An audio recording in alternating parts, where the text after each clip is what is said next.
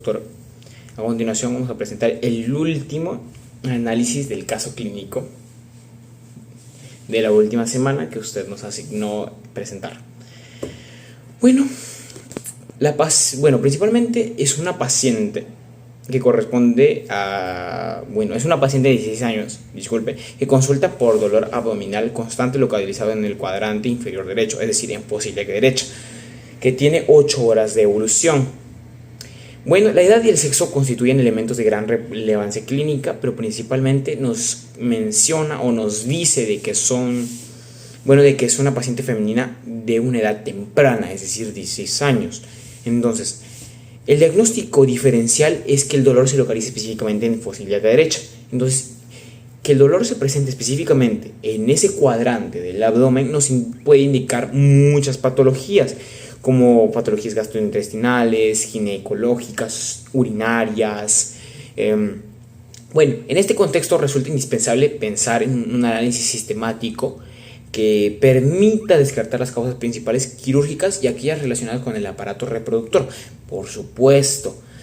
Principalmente el sistema cardinal es un dolor localizado en el cuadrante inferior derecho de inicio relativamente agudo y persistente. La localización anatómica orienta inicialmente hacia patologías como apendicitis aguda. Es lo primero que pensaríamos cuando un paciente viene en fosa ilíaca derecha, aunque a pesar de ser femenino nosotros también podemos pensar en un embarazo ectópico, pero no.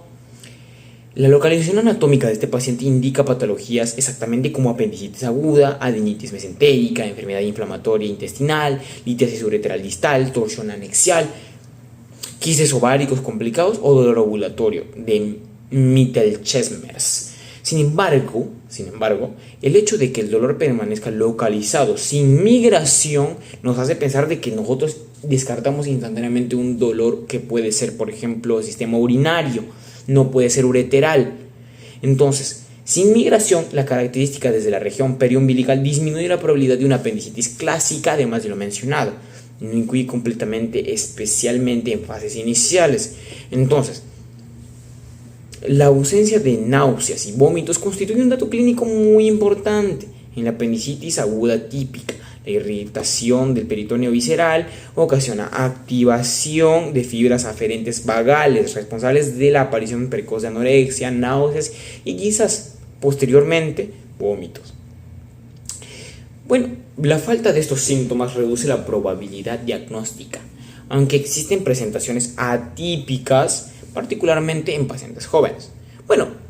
Algo que nosotros también tenemos que tener en cuenta es un hallazgo particularmente significativo en antecedentes de un episodio similar ocurrido un mes antes, que nos refiere la paciente, que es también localizado en el cuadrante inferior izquierdo y que remitió espontáneamente, es decir, en fosa ilíaca izquierda. Este comportamiento episódico autolimitado, se podría decir, resulta poco compatible con procesos inflamatorios progresivos como la apendicitis, pero es altamente sugestivo de un fenómeno fisiológico recurrente asociado al ciclo ovárico. La alternancia entre ambos lados del abdomen refleja la ovulación alternamente de los ovarios. Una característica del dolor ovulatorio o síndrome de Mittelschmerz, producido por la ruptura folicular y la liberación del líquido folicular y pequeñas cantidades de sangre hacia la cavidad peritoneal, lo que genera irritación localizada del mismo peritoneo, que puede quizás generar irritación en los anexos o quizás, quién sabe, ¿no? Una irritación quizás en el saco o en el espacio que está entre el colon y el útero, ¿no? Que es el espacio de Douglas, por supuesto. Los ciclos menstruales regulares con duración de 3 a 5 días indican un adecuado funcionamiento del eje hipotálamo hipofisario ovárico y hacen menos probable la presencia de trastornos endocrinos o alteraciones ginecológicas estructurales importantes. Además, el último periodo menstrual dice que finalizó hace 11 días aproximadamente, a la que la paciente aproximadamente en el día 14 del ciclo menstrual, momento que coincide fisiológicamente con la ovulación en el ciclo del día 28, esta correlación temporal constituye a los argumentos clínicos más sólidos a partir del diagnóstico del Mittelschmerz, ya que el dolor ovulatorio aparece típicamente entre los 12 y 16 días del ciclo.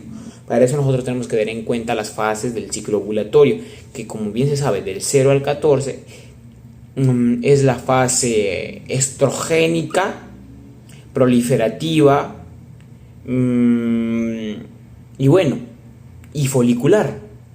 En cambio, desde la 14 a la 28 está la fase lútea, progestágena, o incluso está también la que se conoce como secretora, exactamente. Bueno, la paciente niega poliarquiuria, disuria y hematuria. Niega que no tiene sangrado mediante mediante orina, y que no tiene además exceso. Bueno, descartando clínicamente un compromiso significativo del tracto urinario inferior, este dato adquiere mayor relevancia al observar que el examen general de orina evidencia únicamente 1 o 2 eritrocitos por campo de alto poder, hallazgo considerado fisiológico o incidental. Bueno, sin leucocituria ni bacteriuria, la ausencia de leucocitos urinarios prácticamente excluye infección urinaria, pielonefritis o procesos inflamatorios vesicales como causa del cuadro clínico, es decir, infecciones del tracto urinario alto y bajo. Signos vitales demuestran estabilidad hemodinámica completa. La presión arterial está dentro de los rangos normales, 125/75 miligramos de mercurio. La frecuencia cardíaca está entre los rangos normales, en 78 latidos por minuto. Y la frecuencia respiratoria de 16 está dentro de los rangos normales. Se encuentra dentro de parámetros fisiológicos que para su edad son normales. Su temperatura corporal es de 37.2 grados centígrados. Se descarta fiebre, elemento que disminuye considerablemente la probabilidad de procesos infecciosos o inflamatorios por agentes patógenos externos, como podría ser agentes activos como una apendicitis complicada, una enfermedad inflamatoria pélvica o infección urinaria alta.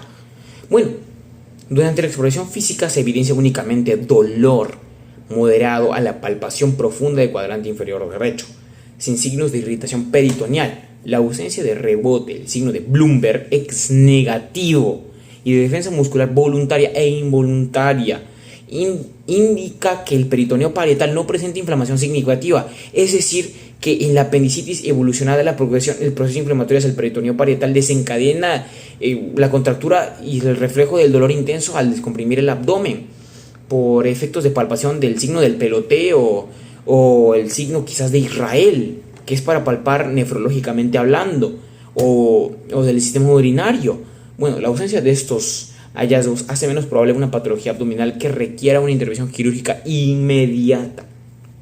Ahora vamos a la parte importante, más importante a mi considerar, ¿no?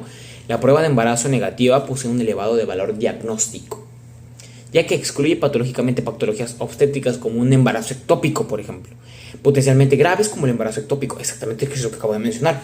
Una de las principales emergencias ginecológicas que deben descartarse en toda mujer con dolor específicamente en fosa ilíaca derecha, que específicamente es clásico confundido con una apendicitis aguda. Bueno, una de las principales emergencias ginecológicas es esta.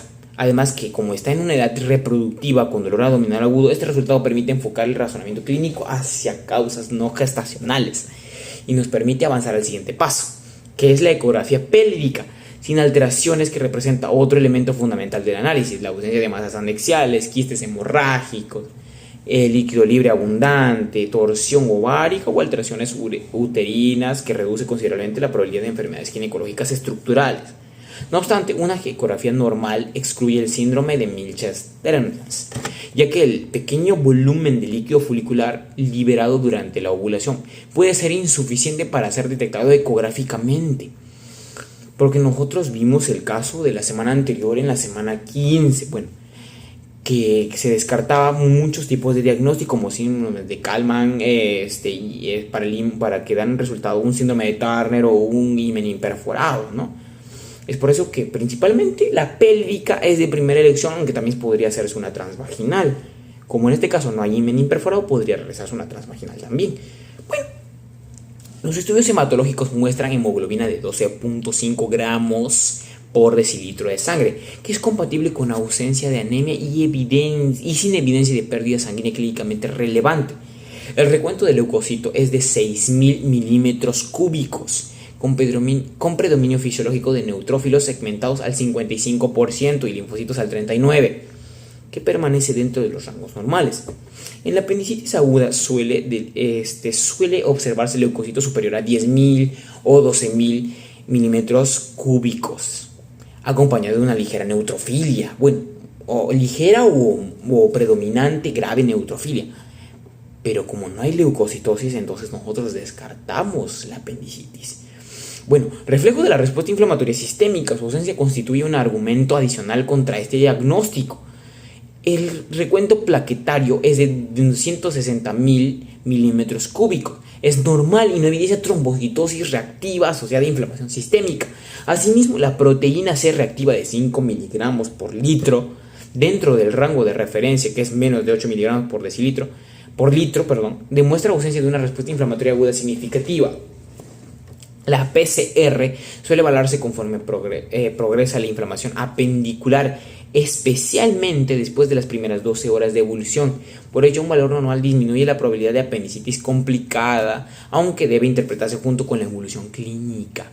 Y ya para finalizar, en conjunto, la integración cronológica de los síntomas, la relación temporal con la fase ovulatoria del ciclo menstrual, la recurrencia mensual del dolor alternado entre ambos lados del abdomen, la estabilidad clínica, la ausencia de signos inflamatorios locales y sistémicos, la ecografía pélvica y los estudios laboratorios sin alteraciones permiten concluir con que el diagnóstico más probable corresponde al síndrome de Milter-Chelmans, que es un dolor ovulatorio. Este cuadro constituye un dolor pélvico fisiológico secundario a la ruptura del folículo dominante durante la ovulación, ocasionando irritación transitoria del peritoneo, donde el líquido folicular y un mínimo sangrado intraabdominal. Se trata de una condición benigna y autolimitada que habitualmente requiere únicamente tratamiento sintomático con analgésicos o antiinflamatorios no esteroideos y seguimiento clínico.